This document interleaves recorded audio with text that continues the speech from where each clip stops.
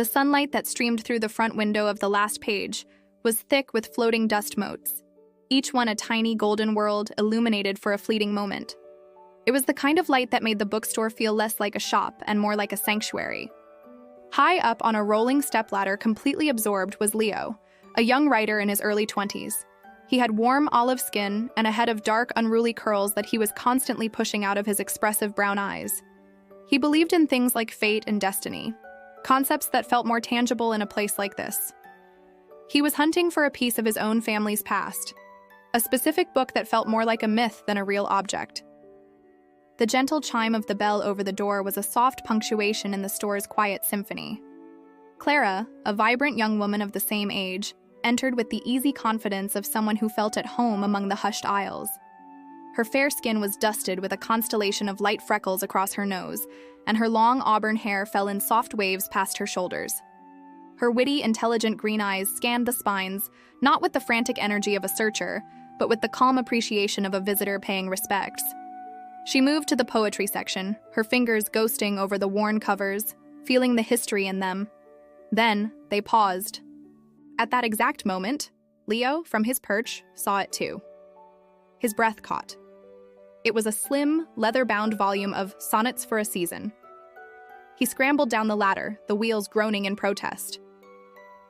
"Excuse me," he started, his voice a little too eager.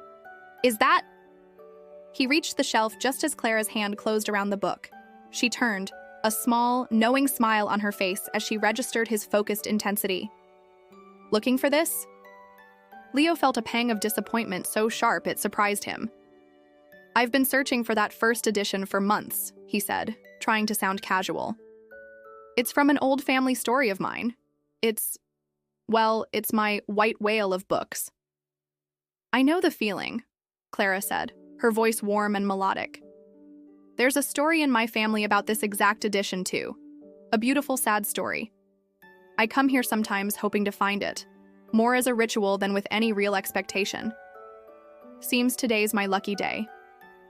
She clutched the book to her chest, and Leo, seeing the genuine, almost reverent look on her face, couldn't bring himself to be upset. "Well, enjoy it. It's a beautiful read." He turned to leave, the loss feeling oddly personal. "Wait," Clara called after him, her voice softer now. "That's not fair. You were practically airborne going after it. How about this? We share it. A literary joint custody." Intrigued, Leo turned back. "I don't even know your name. How can I trust you with my white whale?"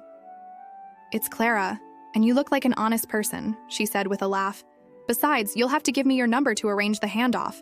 A brilliant, foolproof plan." His name was Leo, and he agreed her plan was brilliant.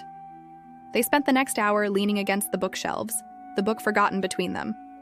They talked about the pressure of turning a passion into a career, the strange feeling of being an old soul in a modern world, and the specific magic of finding a story that feels like it was written just for you. The connection was instant, a rare and profound harmony. When Clara had to leave for an appointment, they made a plan to meet for coffee the following week. As she pushed the door open, her wallet slipped from her coat pocket, falling silently onto the worn wooden floor. Leo saw it and bent to pick it up, intending to call after her, but he froze. Tucked into a clear slot was a small, black-and-white, dog-eared photograph of a young woman named Clara, her arm linked with a young soldier named Liam. The names were written in elegant cursive on the back. The soldier's smile, his eyes, the way he held his head, it was an uncanny, impossible reflection of Leo himself. He stared from the photo to the door Clara had just walked through, the quiet bookstore suddenly feeling vast and full of echoes.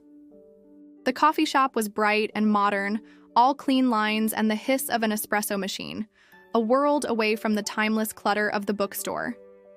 Leo sat at a small table, the worn poetry book in front of him like a sacred object. He hadn't been able to focus all week, the photograph a constant burning question in his mind. When Clara, a young woman full of life, entered, her warm smile faltered slightly at his strained energy.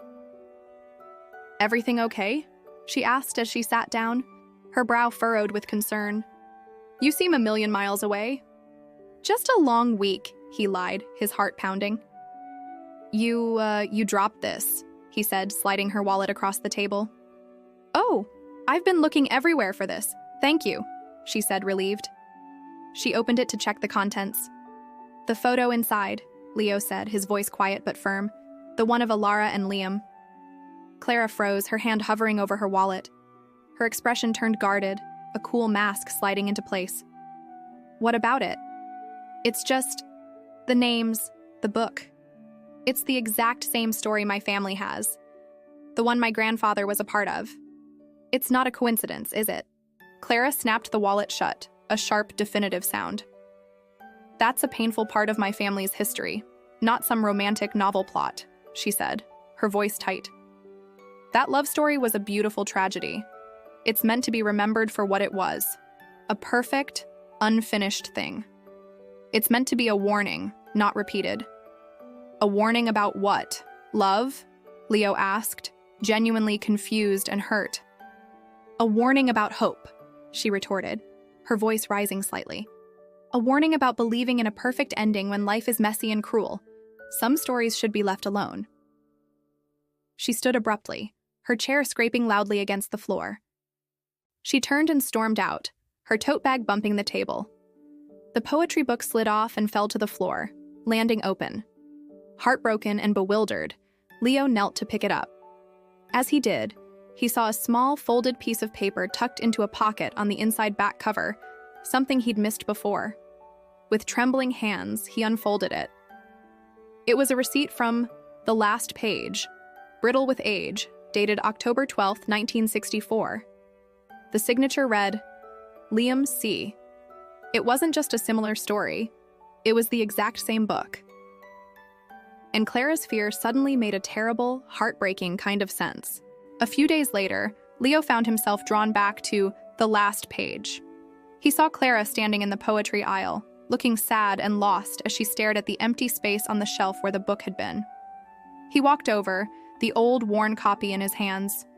"I think this belongs to both of us," he said gently, holding out the old receipt for her to see. "My grandfather was William, but the woman he loved, Alara, always called him Liam. He was a poet before he was a soldier. He died in the war, a year after they bought this book together. My grandmother never remarried. She loved a memory for 50 years." Clara stared at the receipt, then at Leo, her eyes filling with tears. "That story, it's haunted my family. My grandmother Alara lived a half-life after he was gone. She taught me that a love that intense only leads to a pain that deep. I was afraid of repeating the sorrow, not the love." "But they gave us this," Leo insisted, his voice full of a conviction he hadn't known he possessed. "Their story wasn't a warning, Clara. It was a gift. It wasn't unfinished. It just took a long pause. It led us here." He looked at her, this vibrant, fascinating young woman before him, and saw not a ghost of the past, but a bright, possible future. Maybe a once-in-a-lifetime love gets a second chance to write a new ending. He held out his hand. After a long moment, she took it, her fingers lacing through his. "Let's buy a new book," she said, her voice steady and clear. "Start our own collection." They walked to the counter hand in hand, leaving the old book on a nearby table. From behind the counter, the elderly owner, Mr. Henderson, had been watching, his eyes kind. After Leo and Clara left, the bell chiming a cheerful farewell, he walked over to the table. He picked up the old copy of Sonnets for a Season, running a hand over the worn leather like an old friend. He opened the back cover and smiled at the original receipt from 1964. Then, from an old cash book beneath the counter, he retrieved a second handwritten receipt. "Buyback, Sonnets for a Season, from Alara, a story to be finished." Mr. Henderson unlocked a small glass display case. Inside was a faded photograph of his father, the man who had first sold the book to a hopeful young soldier, and then, years later, bought it back from his grieving love, holding it in trust for this very day. He carefully placed the book, with both receipts nestled inside, next to the photo, a silent testament to a love story that had, after 60 long years, finally found its way home. Like and subscribe for more.